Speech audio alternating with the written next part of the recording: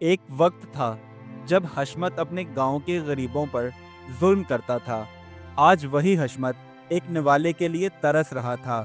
قدرت نے جیسا کرم ویسا پھل دیا اسے۔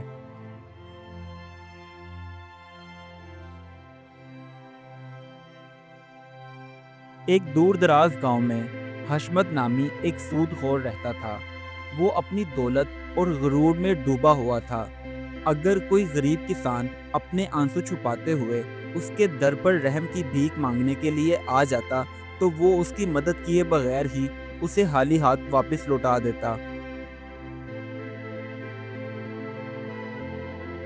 حشمت اکثر اپنے گاؤں کے غریب کسانوں پر چیختا رہتا تھا۔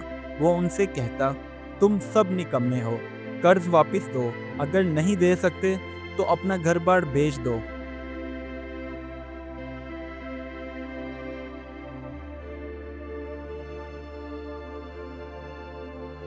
حشمت نے سود کی چکی میں پسے ہوئے کسانوں کے گھر چھین لیے۔ بوڑھے، بچے اور عورتیں سب بے بسی سے رو رہے تھے، لیکن کوئی ان کی مدد کے لیے آگے نہ بڑھا، نہ ہی حشمت کے دل میں ان کے لیے کوئی احساس پیدا ہوا۔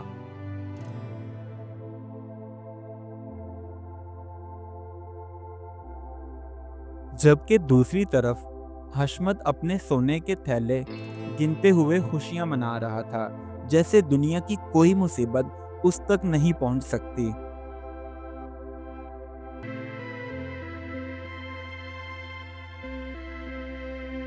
اس کا ظلم دن بدن گاؤں والوں پر بڑھتا ہی جا رہا تھا، مگر قدرت خاموش نہ رہی۔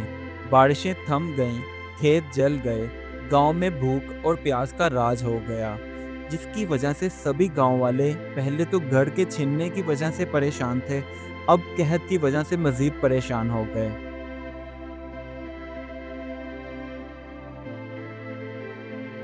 دوسری طرف حشمت کا بھی برا وقت آ گیا تھا۔ قدرت نے جیسے اس سے انتقام لینا شروع کر دیا۔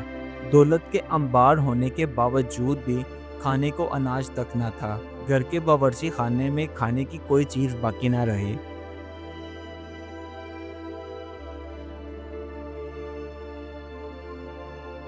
وہ بھوک اور پیاس سے نڈھال ہو کر گاؤں والوں سے مدد مانگنے کے لیے نکلا۔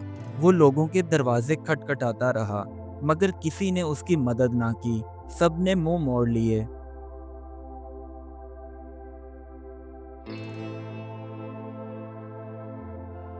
حشمت نے کافی دنوں سے کچھ نہیں کھایا تھا، اس لیے وہ گاؤں کی ایک گلی میں بے ہوش ہو کر گر گیا، لیکن کوئی اس کی مدد کے لیے نہ آیا۔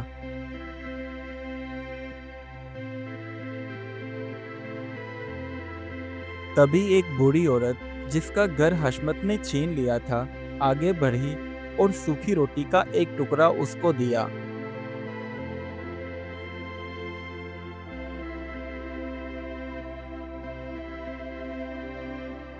اس نے آنسوؤں کے ساتھ وہ خشک روٹی کا ٹکڑا کھایا اور اپنے کیے ہوئے گاؤں والوں پر ظلم یاد کیے اور پھوٹ پھوٹ کر رونے لگا۔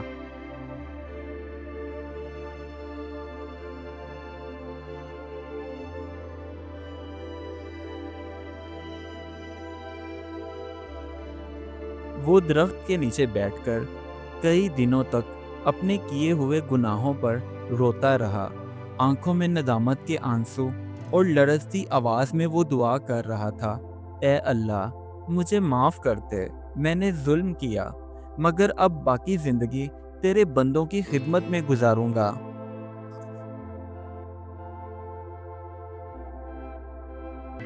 پھر ایک دن آسمان پر کالے بادل چھا گئے اور جم کے بارش ہونے لگی، جس کی وجہ سے خشک زمین گیلی ہو گئی اور اس پر ہری بھری فصلیں پھر سے اگنے لگیں۔ حشمت نے اپنی جائیداد کا کچھ حصہ بیچ کر گاؤں والوں کے لیے دوسرے گاؤں سے اناج منگوایا، تو سبھی گاؤں والے مل کر کھانے کی تیاری میں لگ گئے۔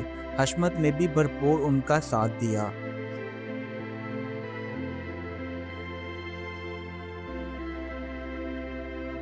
کچھ ہی عرصے میں گاؤں کا نقشہ بدل گیا۔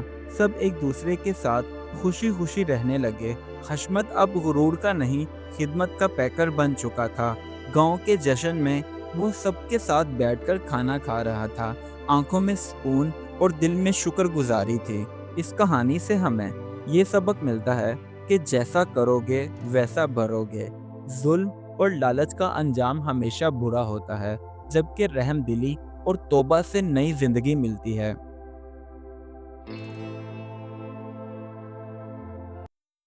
Do like my videos and don't forget to subscribe my YouTube channel. Also press the bell icon.